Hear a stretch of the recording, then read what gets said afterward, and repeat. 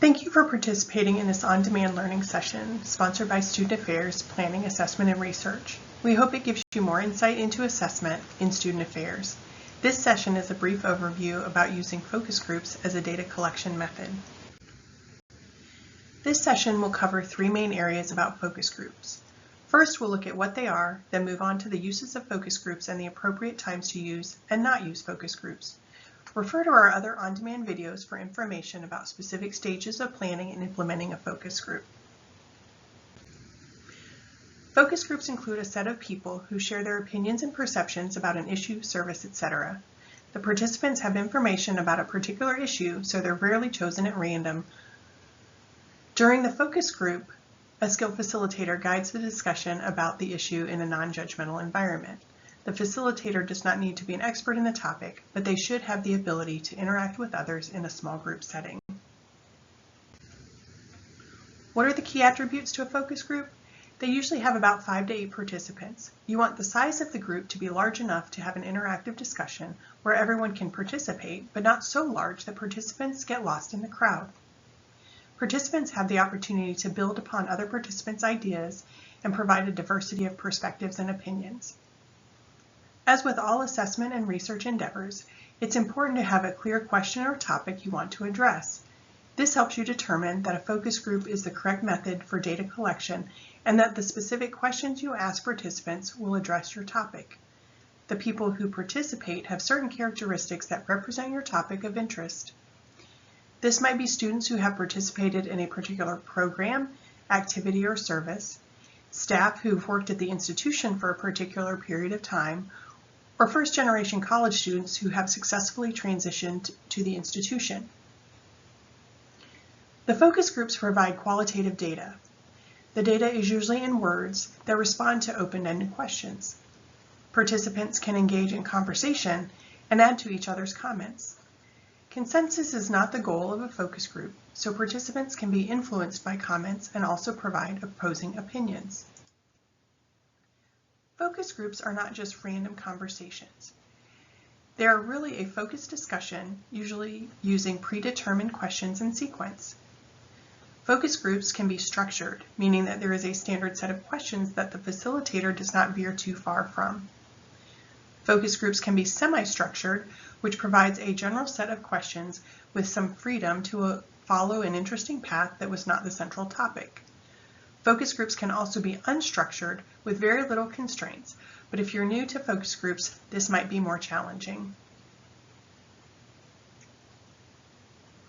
Overall, the focus group addresses a topic of interest that is predetermined by the researcher. The responses should help the researcher answer their research questions. There are several reasons to choose a focus group as a data collection option. They can be used to guide decision-making. The feedback from participants can guide you in a particular direction to make changes to your program or service. In addition, when you're creating a new program, service, or policy, for example, focus groups can give you a deeper understanding of the issues and perspectives. You can get feedback on prototypes or understand how certain decisions will impact specific groups. Focus groups can be used to better understand behavior. This might be helpful if you're looking for any changes in behavior based on some intervention. Finally, focus groups are helpful in understanding organizational development. This can include customer satisfaction or needs, employee concerns, planning and goal setting, and policy creation or change. The data collected from focus groups is especially useful if it's used in conjunction with other data, which could be survey responses, observation, document review, or other method.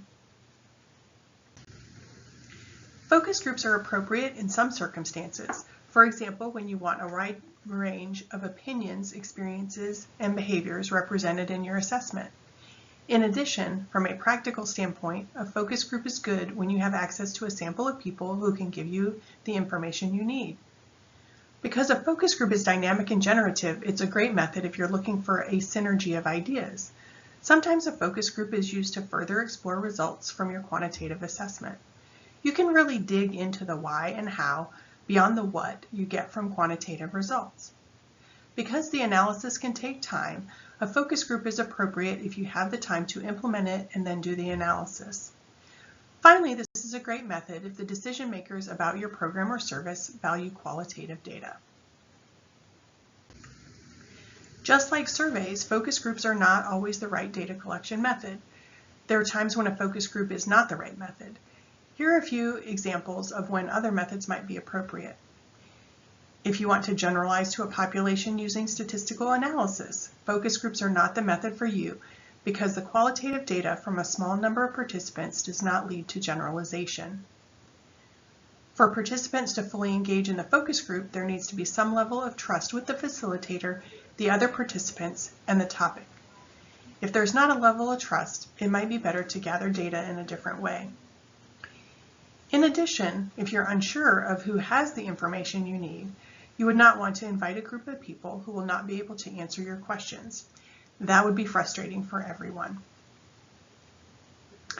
A focus group is not about coming to consensus.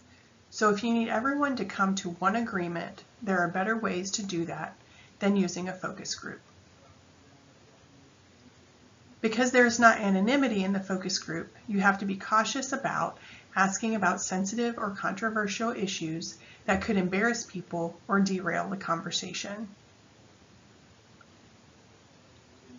Finally, if people who make decisions about your program or service do not value qualitative results, you might think about doing a different assessment method.